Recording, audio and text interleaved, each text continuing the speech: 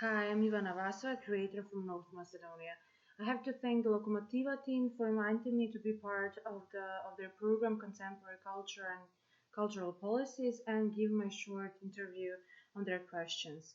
So the first question is, what is for you culture of solidarity, and this time say how we can produce it. Culture of solidarity is a particularly important process, not only in the specific quarantine times caused by the coronavirus, but as important in this ultra-capitalist world of rapid individualization, accentuated personal growth and self-care. Solidarity is a key concept that is scrutinized in the last several projects that I've initiated or participated in, as the 5-year work in the railway residential building in Skopje, or in the exhibitions that are curated in the National Gallery in Skopje, Anonymous is the Answer, and Museum of Contemporary Art in Skopje are Scale of Things. In the last editions of ACTO Festival for Contemporary Arts in Bitova, but also in the collaborative processes, like in the space of Kino Kultura in Skopje. So solidarity is a key concept in projects that I've invested my professional development in the last years. But now in these particular times, solidarity seems that it is the only salvation, as if that we won't survive without solidarity, and I kind of agree with that. But what gives me worries is the fear itself that prevents rethinking solidarity and creating different mechanisms how to approach it and reinvent it. And I think that this is really important thing to be done in this period. But maybe firstly we have to put fear aside and try to forget all the films that we ever watched on epidemics and pandemics.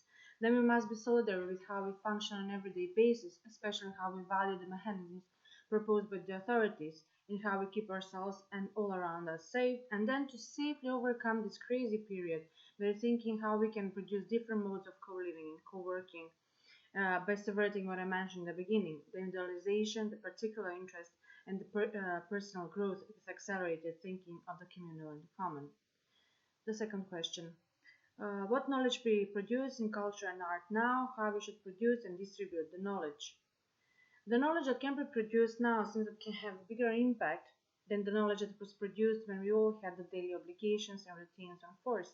Now we have time to rethink this over, as if there is a crack in time especially designed for this and we have to make use of it. Although I have to admit that it is really tough to function well under these quarantine circumstances because reality became surreal as in the movies. It is also very depressing and tiring and sometimes even unbearable. But what is most important is that this knowledge has to be implemented in our mode of production and living, not only in the specific approaches and tools. What I'm saying is that this period can stimulate bigger changes than just simply online platforms and online productions, or just new ways of producing art. It can have bigger impact on the whole art ecosystem that can be based on solidarity, respect, and responsibility. The third question. What we learned from the crisis? Can we develop different post-crisis modes and conditions of art and cultural production, which will allow basic sustainability and reduce the precarious position of cultural workers and artists? I'm not sure that in this moment I can say that we've learned something. The crisis is still very active, and we don't know when it will finish and what will be its outcomes. We still don't know how it will influence on the whole mode of living. But what I believe and I invested in the last years is that we have to urgently develop different modes and conditions of art and cultural production, with or without Corona dominating our world, because precarity in the way how we live as freelancers is also affecting our lives big time. Fourth question. Does COVID-19 crisis brings forward the idea of a social equality, social state, and maybe a universal basic income? How that can be reflected in culture and arts? Definitely. The crisis made really obvious social inequalities and the need of universal basic income.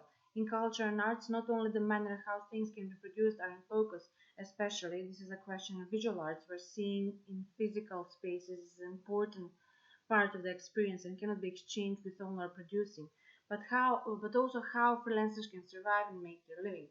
I'm part of an initiative called Culture is the Front Page of Every Society that is advocating for social equality in culture and arts, and also started a research about monthly salary of freelance artists and cultural workers in the frames of our organization Faculty of Things That Can Be Learned. This is something that we've advocated a lot before this crisis, and we should continue fighting to make it reality. Fifth question. Um, what political and policy approaches you would foresee for future in the field you work, or how it should be changed in future. For example, what theater or contemporary performing arts found or have learned from these times, and what political and policy approaches should be developed for its change, or how theater should change in future. I really hope that this crisis will bring to positive changes in the manner how art is produced and distributed. This, in my reality, means that not only the institutions as mastodons in culture are the ones that are regarded as bastions and are supported a lot, but all the support should be given to the non-institutional sector, and first this injustice will be overcome. It becomes really tiring to constantly fight to prove not only that culture and arts are important in the society, but also that we, as a non-institutional sector, exist and that we matter.